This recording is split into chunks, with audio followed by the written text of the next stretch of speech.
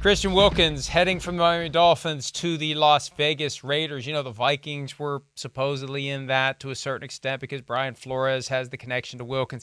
The Dolphins just didn't have the cap space to keep him around. They're in a cap crunch. Yep. This wasn't one of those, oh, we're done with this guy. They would have liked to have kept him, a luxury they can't afford.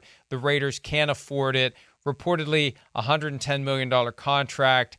We'll break it all down at PFT. The details on these deals are starting to trickle in. 4 years for Christian Wilkins and a big, as you say, F the play-up guy, a disruptive force in the middle that makes the rest of a defense go. And, man, he makes Max Crosby's job a lot easier with the havoc he can create. Yeah, no disrespect to any of the Raiders players out there, and Max Crosby. But this is what I was talking about, Max. This is what I'm talking about, this kind of guy.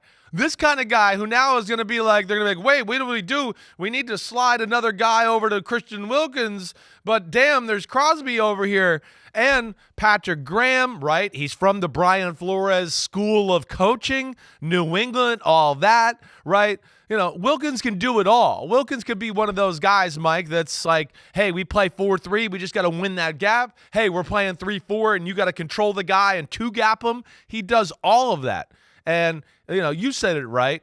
This is not about the player. The player is phenomenal. I mean, he's in the class of the top tackles in football. Your Jeffrey Simmons, your Quinnen Williams, your Dexter Lawrence. He's a part of that group of guys. This is a special, special football player. So good for the Raiders. And, hey, that contract, at base level, and I know we don't have it unpacked yet in all the details, but it is kind of eye-popping with the numbers that are out there right now. Other than Chris Jones, it's certainly significantly better than – right? All the other guys that recently signed contracts at defensive tackle, not named Aaron Donald at least. Yeah, that's right. And it, I'm going to get the actual full inside breakdown, but one comment that was made to me earlier today was that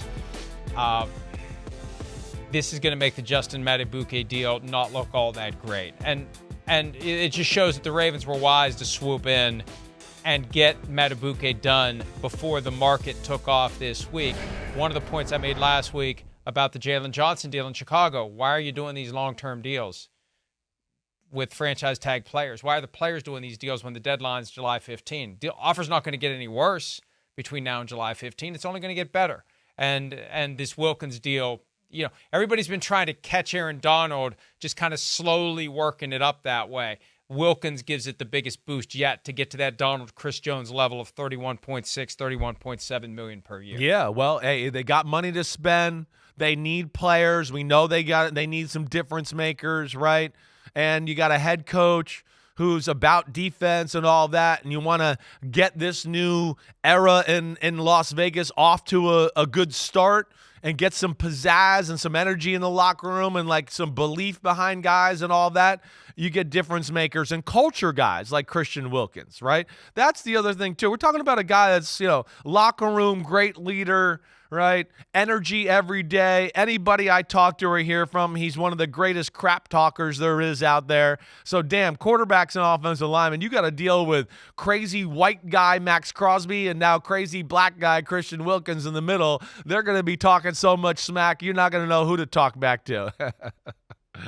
You got to wonder at what point, and again, I'm not trying to stir trouble here, but Max Crosby has to look at the Wilkins deal and look at his own deal, and at some point, where do you go? What do you do? How do you even it out? I'm always nervous when a team gives big money to somebody who isn't homegrown, because it makes the guys who have been there, who have been putting in the work, putting in the time, putting in the effort, showing the loyalty, being part of the solution, or at least the attempted solution, they need to get their reward too. But this is the kind of move that a team makes when, hey, look, there's two ways to beat the Chiefs if you can. You either outscore them or you hold them in check. They held them in check on Christmas Day. They got a glimpse of what they could do against the Chiefs under the right circumstances. You add Christian Wilkins to the mix, a little bit easier to try to hold the Chiefs in check when you have both Maxx Crosby and Christian Wilkins chasing Patrick Mahomes around, disrupting everything he's trying to do, etc., etc. Hi, it's Mike Florio. Thanks for watching PFT on YouTube. Hit subscribe for the latest news and analysis from Pro Football Talk.